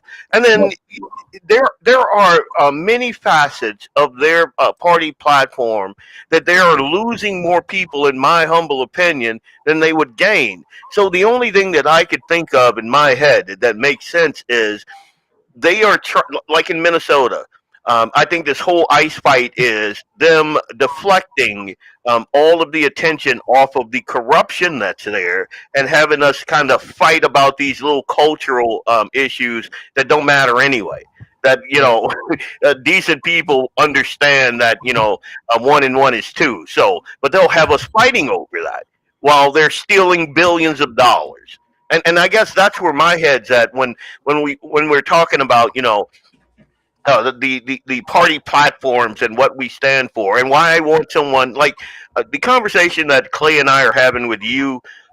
We're not like super policy geeks. We're not like digging down into the the nuts and bolts of policies and things like that. What we're trying to do is get a feel for you, because we want to know if you're a real man. And you're not one of these politicians that give us these flowery word salads like Ketanji Brown did. We want to understand. We want to know you're not a Senator Sean Cleary who's a beta boy. There, I said that. Yes. 100%. There you go. Here's the thing about that is that these are distractions, and they got a playbook. And they keep putting them up because in the background, they're doing all these other things. They did it a couple of years ago when they did the mail-in vote. They did all these other things to subvert our election policies. And now they're doing it by just sucking money out of the government to have fraud. And that's not without a plan. They do that specifically because they can slow down the current administration's policies and good conservative policies by sucking money out of it, like they did right before Trump got in office. So everyone should realize that. And the most important thing is to go aggressively after it. And I'll give you a good one that I know they won't touch with a 10,000-foot pole, but I will touch. And that is the 9,000 or 10,000 senior executive service people working in government right now in Washington. And I'm not talking about the regular ones. I'm talking about bureaucrats. The average pay is $206,000 a year, and you're going to have to cut most of those if you want to get things done in Washington. Oh, I don't disagree with that. And I think that was not all what Doge was about, looking for stuff like that. Yep. And then you keep cutting. What do you think about Doge? What do you think about that whole thing? USAID and Doge and all of the corruption. Let's take a quick break before we go into that. Let's do a quick break on that. We'll come and pick that up because that's important too. And I'm pretty sure I know what Alex thinks about that. So we will be right back after thanking our sponsors. Remember, Lauer Auto Repair, one of my favorites. They've been with us since the beginning, never wavered, always been right there behind us. They're 309 South Washington Street, Bismarck, North Dakota, 701-258-6308. Them guys will do a fantastic job. Doug's done some work for me. I think he's done some for Leon. And plus, he's a pro-American patriot guy. You don't want to miss out on a great place to do business and know that your money, your hard-earned money, is going to a place that has your beliefs in mind. So we'll be right back after this break, and thanks to all our sponsors.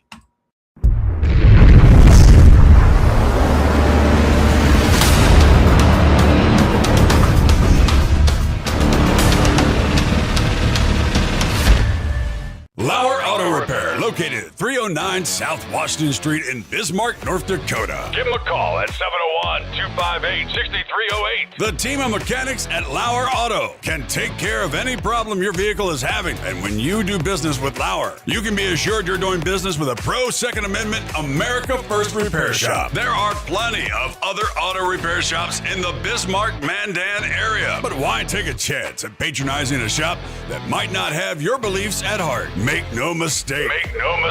Lauer Auto is your pro Second Amendment repair shop. When you talk to the guys at Lauer Auto, don't forget to tell them that you heard they are a sponsor of Guns and the 701 and that you appreciate their support of our pro Second Amendment, pro North Dakota live stream and podcast. That's Lauer Auto Repair, 701-258-6308. 701-258-6308. Located 309 South Washington Street in Bismarck, North Dakota. When you want it done right, Go where lemons go. Kalon's Auto Service, owned and operated by Kalon and Misty Foss, lifelong locals with over 25 years experience. From modern rides to classic restorations, they can handle it all. Top quality work, fair price, and honest hometown values. Located just one block south of Highway 12 on 6th Avenue West in Lemmon. Kalon's Auto Service, serving you with all your auto repair needs. For the best gun gear for every and any situation, Little Angry Man Arms LLC has you covered. Top-notch guns from top-name brands like Winchester, Glock, Sig Sauer, and Ruger to essential extras from Magpul, Streamlight, Hollow, Sun Optics, and more. Little Angry Man Arms LLC have everything to make your shooting adventures a success. Visit littleangrymanarms.com today and gear up for your next big hunt, competition, or home defense. Don't miss out on our exclusive deals. Little Angry Man Arms LLC, based in Trail City, South Dakota, your ultimate hunting partner. At Horton LaserCraft, we believe in the power of personalization. Whether it's a cherished memory, a special occasion, or a unique gift, our custom laser engraving brings your vision to life. Our expert craftsmen and state-of-the-art technology ensure every piece is a work of art. From personalized decor to one-of-a-kind keepsakes, Horton LaserCraft makes every moment unforgettable. Horton LaserCraft is owned and operated by a local veteran and his wife located near Thunderhawk, South Dakota. They provide custom laser products at a reasonable price, and their turnaround time is fast and efficient. Custom board cutting, glassware, decanter sets, mugs, assorted stainless steel jewelry, assorted tags, decor, custom acrylic nightlights, and much, much more. Call them up at 605-545-7535. Horton LaserCraft, where memories are engraved.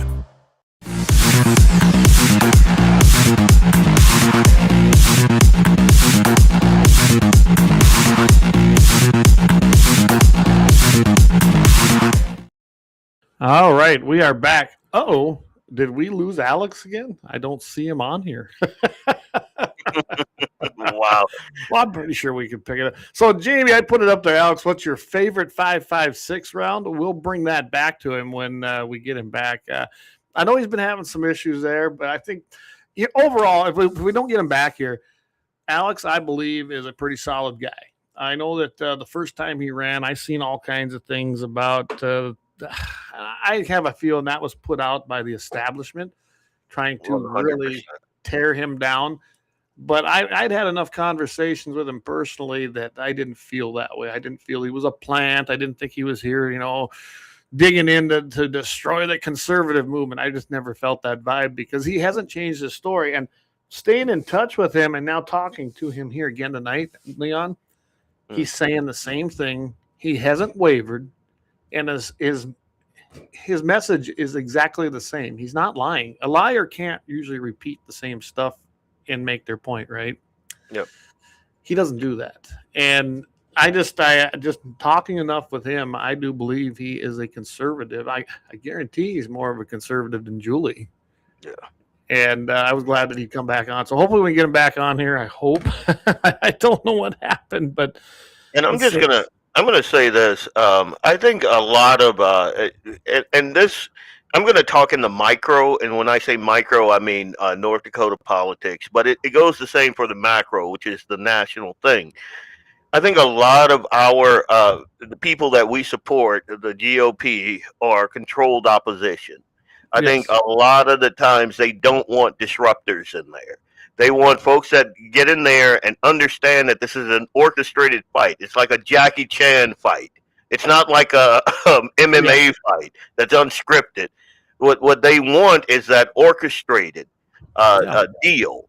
So they would gladly take a Fedora check or a Hoven or oops, sorry, I didn't. Sorry, no, you got it right. I'm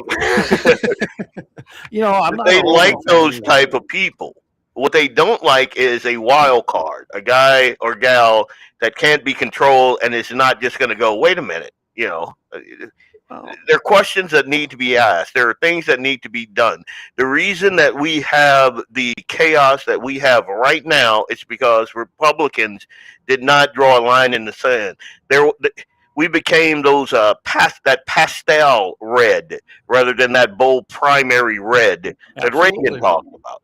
And I think that's a problem. And I think that people like Alex upset the apple cart, which is why they were like, hey, he's a CIA spy and he's a plant, blah, blah, blah. Yeah. I had those same conversations in my ear and sad to say, some people that I trusted. And it kind of makes you jaded because you understand that there's a game being played here, and it's not for our benefit. It's for the establishment's benefit. And I will digress. No, you're absolutely right, Leon. And Alex is not that kind of candidate. He's a real guy. And he does upset that apple cart. People like me upset the apple cart. I saw it when we went. That's for damn sure. Yeah. I mean, it's like, I get in trouble for saying it. And I mean, I have some, obviously, I've had a lot of changing in my heart here in the last 4 months, right? But I still believe in right and wrong. I still believe in this country, and I have a deep belief in God. So that's not going to change. But everybody used to say, "Oh, you're up here. You're going to upset the apple cart. Or you're going to, rock the boat." And I always used to tell them, "I got no interest in rocking your boat. I want to sink your boat. I want to kill everybody on it, and I'm going to float my own armada and take over the sea." And that wasn't meant to be mean. Yep. That's what you sometimes got to do. That's why wars happen. Do we want war? No, I don't want war. But unfortunately, the evil forces out there force us into it. That's just the way it is. Now, there might be some people that want a war that are evil, but they're not like you and me. They definitely are. We are not the same when it comes to that. We are not the same. Yeah. You're right about that. And like right now, one of the biggest, I guess. Get Alex back in here just a second. Sure. All right. Do we have you back? Yeah, you got me. There we go. Can you hear me? We got you. Let's wrap up our little thing here, Leon, and then we'll bring Alex back into the fold. Well, I was just going to say one of the biggest fights that I'm having right now with friends of mine in the libertarian. We're good. Go for it, Leon. Oh, okay. With more libertarian leanings, and that's how I would describe myself. I'm a Christian conservative with civil libertarian leanings to a point.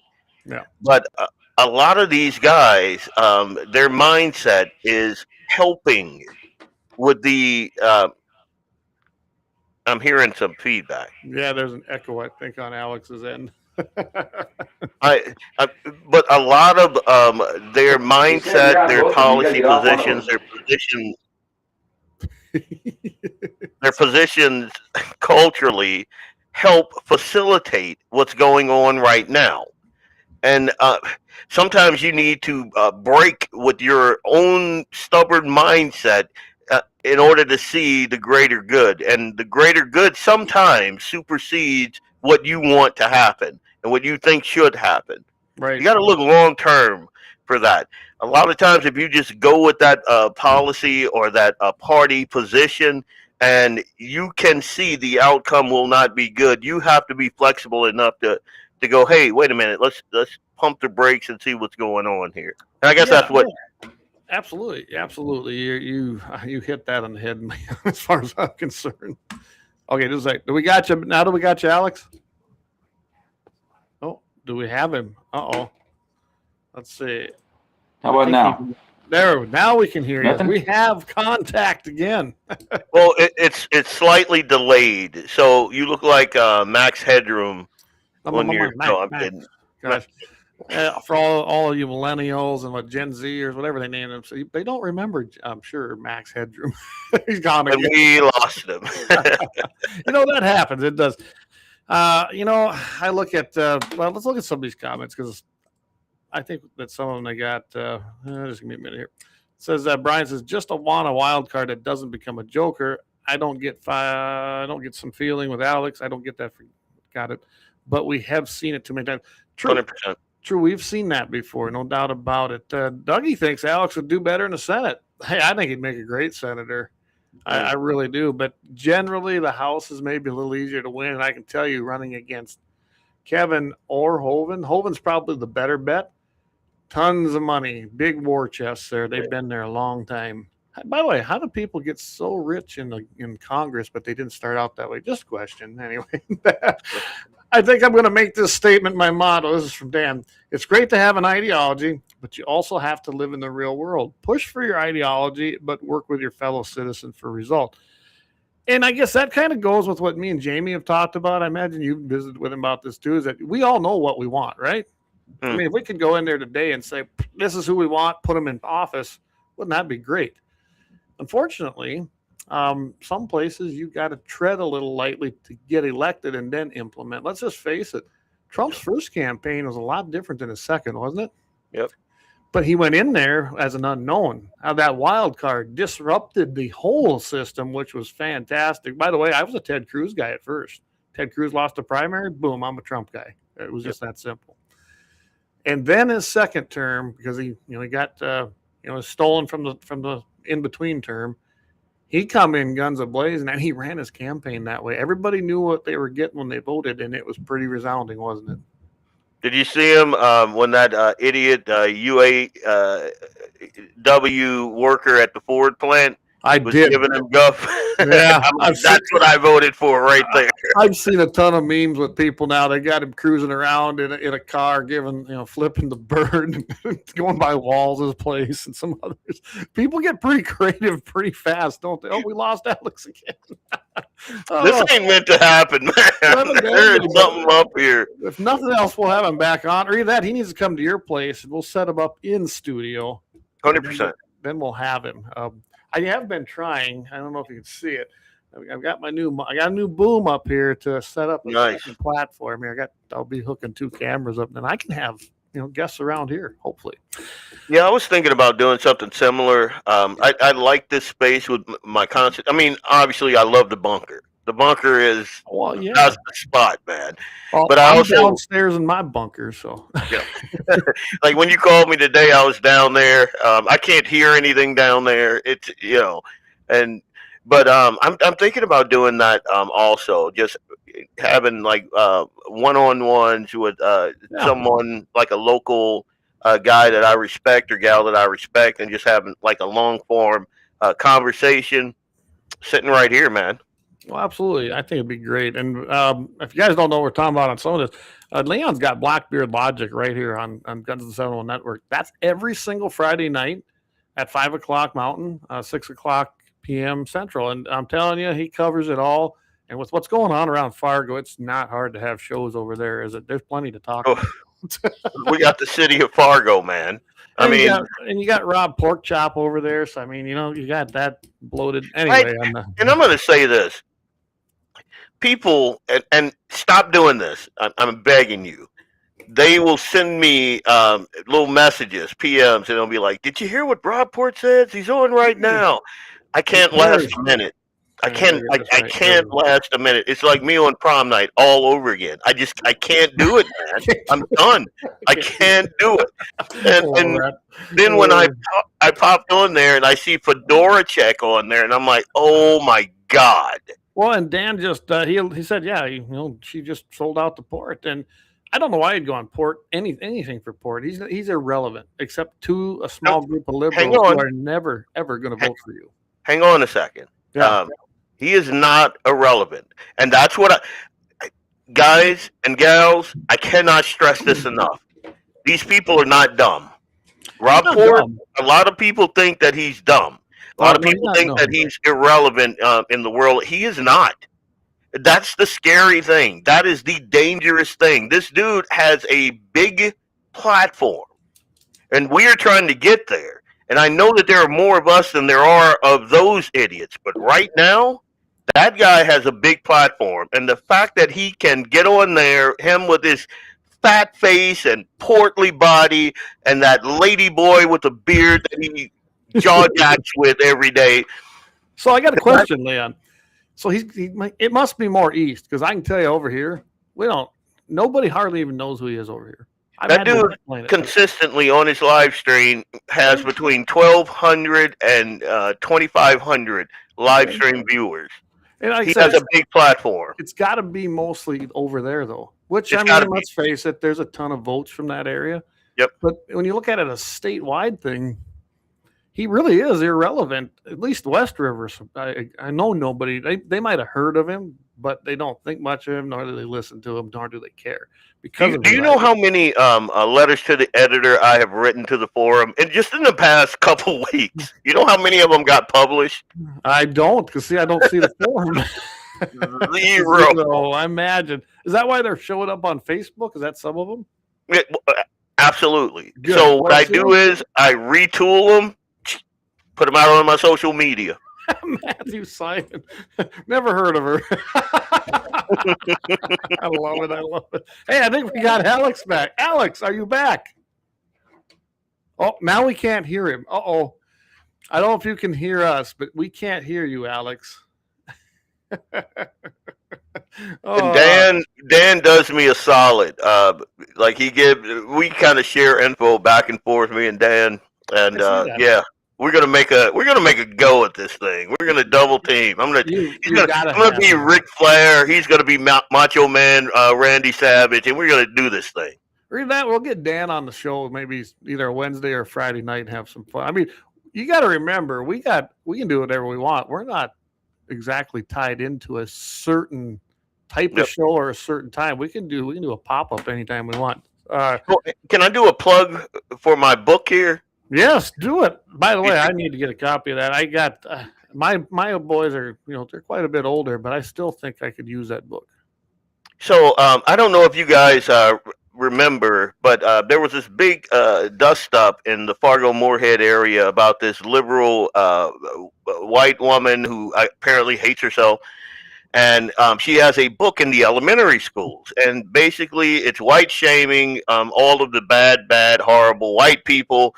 And people were asking, how is this in the schools and this and that? And I said, you know what? I'm going to write a book. And I did.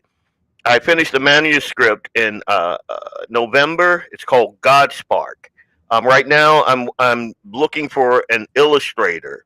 But if you can see this picture, this is basically it. It's me and Eli. We're having a conversation, and we're talking about the Imago Dei. The way I couch to everybody what that means. The way I couch the Imago Dei. The Imago Dei is the image of God. It is and if you go to my Facebook page and you look for this picture here, I have an excerpt from the first chapter there that breaks it down where an 8 to 10-year-old can understand it. But basically, the Imago Dei is the image of God. It's imprinted on every infant the second you're born. It's encoded in your DNA. And I'm calling that the God Spark. And it's a play off of the words from Transformer, the All Spark that gives life to all of the Transformers. They all have an All Spark in there that animates them. Well, this is the God Spark. It is the Imago Dei. And it doesn't matter if you're white or black. That's the spark that matters. And a lot of us have failed to see the Imago Dei in our fellow man. And as I explained it to Eli, basically, way back in the day, the people that look like me and Eli sold people that look like me and Eli to people that look like his buddy Mike. And all of what those people were all missing was they could not see the God spark in their fellow man. And I break it down from there. So it's like a 6-chapter book. I'm working to get an illustrator for it. The manuscript is done. That's the cover right there. And I'm going to try to get it into the Fargo-Moorhead public school system. It's a completely different take. Yeah, it's a completely different take than the garbage that they're giving these kids right now. I don't believe in the identity politics. I don't believe that a white person has to step down in order for me to step up. And that's one of the things that I explained to Eli in this book. What I believe is God gave us all gifts. And he gave every single one of us at birth the God spark, the Imago Dei, the image of God. And as long as we can see that in our fellow man, we're going to be all right. It's when we stop seeing that and stop allowing our own God spark to shine where we have a problem. And that's tying in exactly what we're seeing, isn't it? Oh, 100%. If you understand that concept of the Imago Dei, you are pro-life. Yeah, you can't be anything other than pro-life. You can't be anything other than anti-thug. You can't be everything is better when you start with that, in my humble opinion. Oh, absolutely. And, it's like luckily we had the right Supreme Court decision that kicked it to the states, but you're either pro-life or you're anti-life. There's no pro-choice. You are pro-life or you're anti-life. That's how I used to always do it. And people look at me like, what are you talking about? I was like, well, I'm pro-life. I don't believe in abortion. You're no caveat. Pro-choice. You believe in killing. You are anti-life. That's what that is. And, of course, I'm pretty blunt. I see things pretty clear. So I have that same problem. I have that same affliction, man. And go ahead.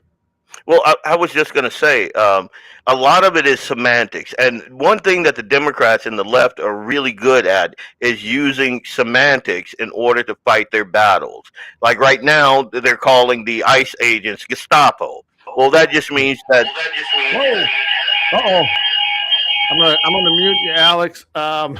We were getting horrible feedback there. Oh, man. Wow.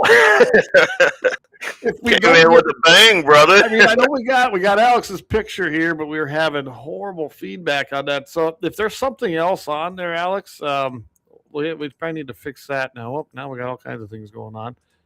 How's that now? No, bad, very bad. There must be something else on it. So we're having a rough night with Alex's stuff out there. So yeah, that kind of sucks, man. It does. Let's try it. Let's see now. How about now? It's somewhere. Huh? I think we got you. Don't touch nothing. Don't touch anything. It's working. So we're getting into the last hour. Leon, go ahead and wrap up what you're saying there. I didn't mean to do that to you, but. Well, no, I'm pretty much done. Basically, the long and the short is word of mouth on this book is going to be huge. So I need all of you folks to kind of keep this God spark, keep that on the top of mind. Just listening now. When it's coming, but I'm enjoying the show when it comes out. Yeah, to them, but I can't hear them now. Well, now they can't hear us. Okay. No, I encourage you guys to get this book. I've got some nieces and nephews. I know I could portray this to in a little better way than me just reading Bible scripture to them, because it's a little deep for them sometimes. Oh yeah, I was at so when I first got to this area, Enderlin, I hooked up with the local men's Bible study group. Okay, yeah. And so I just kind of first couple of times I just kind of sit back, that sort of thing. Good. And then the first time I actually started speaking, I noticed that a lot of these guys, like I was losing them. Like they didn't understand the things that I was, and I understood then. And my wife told me this. She kind of helped me with this. A lot of people love God. They love Jesus, and it's on a rudimentary kind of level. Mm-hmm. But once you break it down, they don't just know him; they love him. they can see They clearly. form that relationship. 100%. And that's, you and I have had this discussion, and I mean, I know this is Guns into 701, but you've seen, I'm sure you've seen it. Everybody has seen it, and I don't apologize for it. I never had the relationship I thought I had until now. And that's huge. I mean, it happened. I guess the things that happened in that series of events from September till November had to happen. You know what I'm saying? Sometimes they do, man. I mean, I'm pretty hard-headed and stubborn, and I fix my own things, right? And I found out I don't control nothing. I'm the same way. Yeah, I've fallen hard to do. Like when sometimes I look up and I'm just like, yes, really, you know. But sometimes you need to be down. And I consider myself a babe in the woods when it comes to theology. Like I listen to people like Steve Dace, and I'm like, God, I'm still in elementary school, dude. But sometimes one of the best things I've found that you can do is get with a group of guys and just chop it up. That's it. It's so what do you want to say? It's very, very uplifting to be with like-minded people on that. And you'll learn a lot from those people, especially people that know more about it than me. That's for sure. I'm a newbie to this. You don't seem like it. Like I read some of your dailies, and I'm like, holy crap. But I mean, so I've read the Bible. Okay, I've read it a few times, but I have never went into it like I'm doing now. I have a very good grasp of it. I can see it. I can see it clearer now than I ever have, Leon. I don't know. I'm not even going to question why. I know why. I think you know why. I just have this deep understanding, and I read a King James version, and I actually enjoy that more than I do an NIV. I do too. I love reading it. And when I want to understand it, obviously NIV. But when I want to just get into it, when I want to feel like I'm right there, and I'm talking with Peter, or I'm talking with can you imagine? I've been reading Acts. I've really been studying Acts because we all know that's right after the crucifixion, and Peter, they're coming out and they're saying, "Hey, not coming out like you're thinking, people." No, they come out there and they've seen him, right? They've seen the resurrection. Can you imagine being Peter, seeing that, and you've got people that are doubting you? Thomas, you still over there doubting? No, I mean, it's just Dan, he says, by the way, Clay, I read your daily Bible reading every day. Yeah.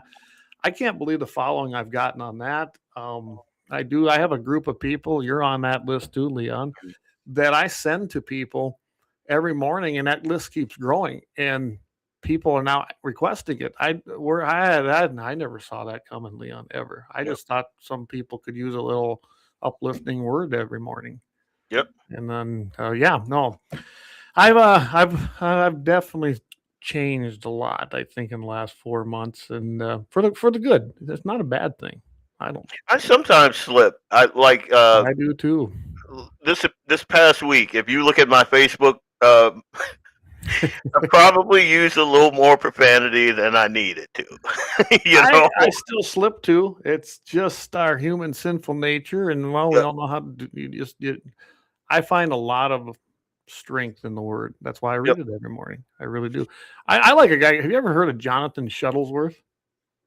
No. He's in that southern area, and he's got a show called. He's actually got a whole church, or it's based on called Revival Today. That's his organization. You might want to check him out. Just Google him. No, don't Google him. Use Brave. The heck with Google, and use Jonathan Shuttlesworth, and just go check him out. Now, he is kind of an evangelist, but the guy, you can tell, has a huge love for the word. And he's like any of us. He's seen rock bottom too. Where that point comes in your life is entirely personal between you and God. Yep. But when it hits, and it don't have to be that you're sitting in a jail cell. It can be something as simple as you just don't know what to do anymore because you have no control, and you're watching your son in pain every day, and there's nothing you can do. The doctors aren't telling you. That's a low point. It is, but that's when faith probably gets its strongest, in my opinion, in situations like that. 100%. I again, well, I guess I'm not going to get into that story, but I can tell you this: without a rejiggering of my faith, we would not have Eli, and I would be sitting in an empty house right now. Yep. Without that, because I know people think that I'm just this great guy with this awesome personality and all of that. But at one point in my life, I was kind of a dick. And my wife was kind of, she's upset. She didn't want to be with that guy anymore. Didn't want to be with a dick. Yeah, pretty much. It's weird how women are like that. They don't like being with guys like that, Yep. And I hear you. And sometimes you have to be brought to your knees. Sometimes you gotta drop some salt water on the ground, and Yeah, absolutely. Well, and so we don't have a lot of time left, as I like to keep them at 2 hours. But you and I might have to just do something with Vance, because Vance is very good too. Yeah, and I think we could have a really good theological discussion and how we all came to this. Oh, it sure. all happened in a different way at different times in our lives. I mean, Vance has a really. Yes. I saw a YouTube video where he was being interviewed. Yep. That was down at our hog camp the one year we were down there. And I'm like, holy crap. Yeah, he did that interview, and I knew most of that because I've known him a long time. But I'm telling you, if and we know he can, if he's saved, all of us can be. I'm 100%. Telling you that right now. And I can tell you, I used to lean on Vance a lot when he lived here. When he had to move back down to Georgia, I kind of was like, oh man, but I still talked to him. It just wasn't the same as I calling up going, hey man, let's get together and go fishing. And I got some things I need to talk about, and yeah. So, but It does help having this technology. That wasn't even around then. So yeah. Matthew says, don't sell yourself short, Leon. You've always been for amazing singing voice. I can't even talk tonight or read. But all right. What? I do. Wait, hang on. I do not have a good singing voice. Ask my wife. I try to sing in church. She looks at me and she's like, "Shut up." Now I don't know if I'm good, but I am part of our Christmas choir because they need a baritone in there, and that's kind of what I can hit. So that's what I do, and I guess I'm in. I can go. I can do old Negro spirituals like Mother. I can do that. I can. Once the mouth opens, it's all downhill. Yeah, Matthew, don't cut yourself short either. You probably read the Bible in Hebrew. I wouldn't doubt that, Dad.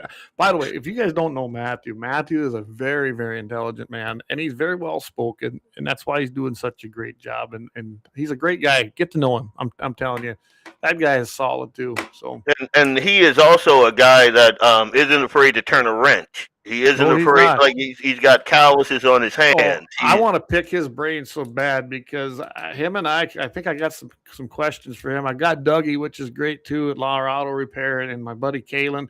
They've all given me a lot of advice on how to get these old rigs back on the road, like I did that 62. But Kalon was a big part of that. But I'm telling you, it's kind of cool. I really love learning all these things I didn't know before about these older rigs. There's nothing more, I don't know, calming, and some people might call it stressful. I don't. It's very relaxing working on something like that and then making it run again. I love it. So yeah, Tom Donaldson says, yep, he's a great leader. I guess I should go through some of these comments before we wrap. They've been coming in. I apologize, everybody. I sing 10 or 12 miles away. Yeah. David says affirmative action doesn't apply to God or decency. I can't wait to see that book, Leon. That's from David. So awesome. And he's got young children, so perfect candidate there. Tom says it's the only two choices. It's either just like you either love Jesus or you don't. Yeah, there's really no other choice, is there, Leon? You either give your heart to God and to Jesus, or we know what the other consequence is. Doesn't look good. Go read Revelation. You see people that say that they have, and then the fruit of their actions doesn't kind of. I mean, and again, we're all flawed. I'm flawed. Daily, I'm in my truck and I curse out a liberal, and I go, "Geez, I'm so sorry."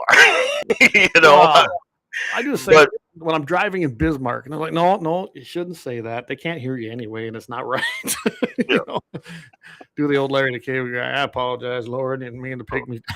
Yeah, but this is Dan says, I don't feel like profanity is that bad. Actually, it's true honesty. True, but it is actually in Scripture. We shouldn't be doing that either. And I fail at it. Oh, I fail at it. And then I got to ask for forgiveness. Yeah.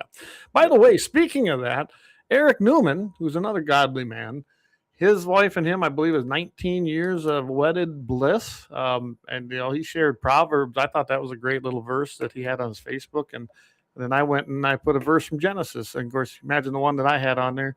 It was from Adam and Eve and God taking the rib and creating woman, and thought that was fitting. And if you haven't read any of it, everybody, please go check it out. Yeah. Go look. Wait, they've been married, so she put up with Eric for 19 years. 6 kids too. Give that woman a hand. I'm just and they homeschool, and she does a fantastic job. And they're all very, very good children. Gunner's great. It's the only boy he's got, but his Gunner. Gunner. He named him Gunner. Yeah. So, all right. Well, I want to do a recap here again. So Friday, I will be on with Mitchell in the morning. Todd Mitchell in the morning, 7:15 a.m. Mountain, 8:15 Central. I'm not quite sure. I haven't decided what I really want to visit. There's so many things going out there. Probably I see there's a court case. We'll see where that's at. There's one headed to the Supreme Court, which is going to be interesting. We might mention it, but I might trample on walls a little bit over there. And, you know, there's South Dakota's trying to get rid of their suppressor stuff. I'm going to see if there's any movement on that in the legislature, and we'll just see where we go. And then, of course, your show. You want to plug your own show? Black Beer Logic, 6 o'clock Central Time. It's kind of the only time I go by, Central Time. But I am also on CPT time. If you guys tuned in, if you tuned in last week, so, and I don't even know if you know this, I stopped through Fargo. Jay wanted to have me on the show, so I hopped in there. I was late getting there, so by the time I got home, I was late almost for the show. So that's kind of how I roll. And then you went pretty long too. And again, I said I'm sorry. Like, no, you're fine.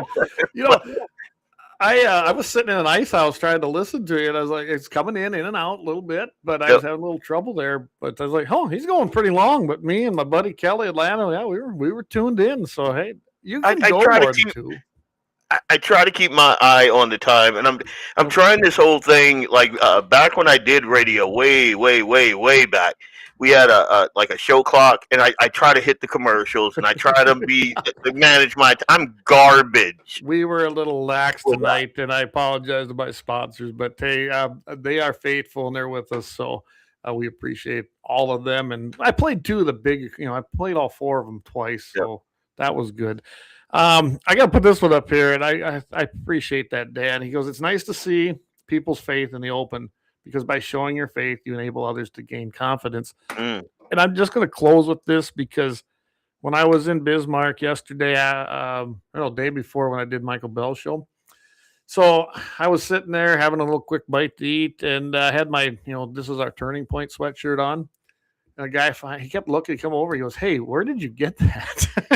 And I go, well, this one I made because I didn't want to wait for the one, because the Charlie Kirk site had, crashed because everybody was, essentially, or they were way behind. So I made one, and then I finally got my other one. But then we had a nice conversation about that whole incident. And I don't know about you, Leon, but since that happened in September, I have seen more openness about people's faith than I've ever seen in my life, when just meeting random people. 100%. And it's good to see. 100%. Yeah. I think that, even our church is fuller. I think churches as a whole are seeing membership and attendance rise. I hope it doesn't go away. I mean, we're into January now, and I have not seen it tick down yet. I just haven't, not in my world. So I'm glad to see it. The thing is, it's going to take influencers like you and me and other folks to not let it die. Right. But what we had gotten used to is what Rush used to say: brown bagging our Christianity, because you don't want to offend people. Well, I'm sorry. If my Christianity offends you, then you probably should stop doing the thing that you're doing. You are the one that's being embarrassed by your own actions. I got nothing to be ashamed of. So it's right here on. I roll up my sleeves. You see the black, and then you see the Christian. That's pretty much it. I just see the Christian. I never have seen color. I don't care. I can dislike someone of color as easy as I can. Someone as white, easy as someone. 100%. I just don't care about it. I really don't. So, but so we got another show that's going to be coming up here. Of course, next Wednesday, Dusty Backer is going to be joining me. We're going to be talking CWD and North Dakota Game and Fish, and you know how we are. And we were kind of doing some of that yesterday on Daryl's show. And then, of course, hopefully here at the end of the month, I think David's going to be ready to launch his first episode of 701 Marksman. But don't forget that every single Sunday, we have a Sportsman Sunday devotion with Vance Bishop. And that comes on at 7 o'clock a.m. Mountain Time. Oh, what I got to remember? Is it Mountain Time? Oh, I can't remember, Leon. Help me out here. Is it 7 o'clock? It is 7. It's 7. Okay. Yep, 7 o'clock a.m. Yep.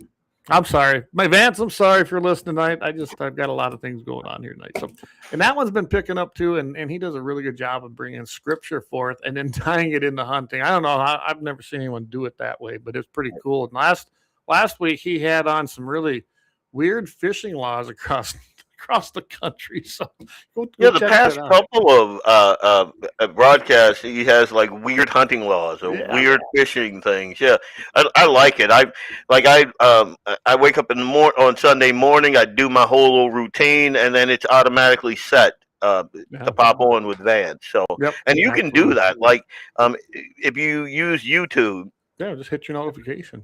Yeah, hit the notification, and it'll start playing. And I want to remind everybody, see over there in that corner, hit that with the QR. Thanks to those that have done it, and subscribe. It's really easy. We got things as low as $5 a month up to $75. And I want to thank everybody who's done it so far and done different levels. So appreciate that. This ain't free.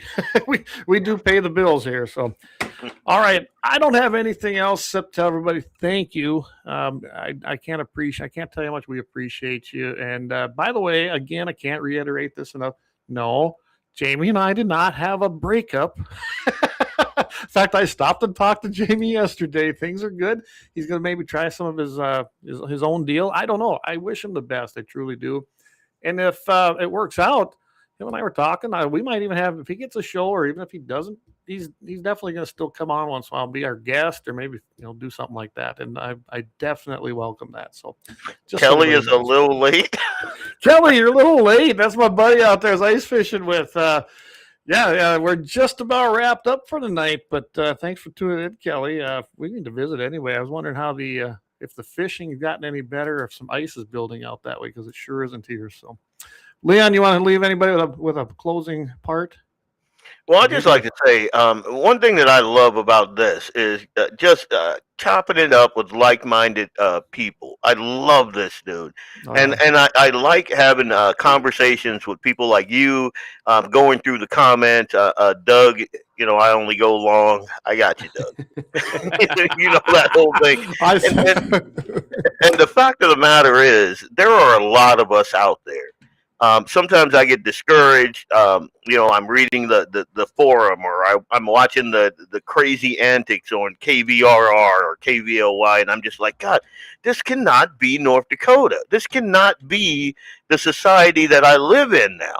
And then so I love hopping on here and just kind of chopping it up with you and everyone else, and just going, okay, there are sane patriots left, not just in North Dakota, but in America, and it gives my spirit hope. So I'll leave you with that. You guys raise my spirit. So God bless you guys. Absolutely. God bless all of you. And remember, everything belongs to God. Without him, nothing happens for us. So just trust in your Lord and give praise to God for everything you have. And that's how I'm going to end tonight, guys. God bless. Good night. I will say, Corey says, more road trips. On that note, we will see everybody on Friday. And then, of course, Sunday, we have a Sunday devotion. And, of course, then next Wednesday, we will have the regular show right here. All right. Thanks again, everybody. Appreciate it. And we will see everybody soon right here on the GAT 701 network.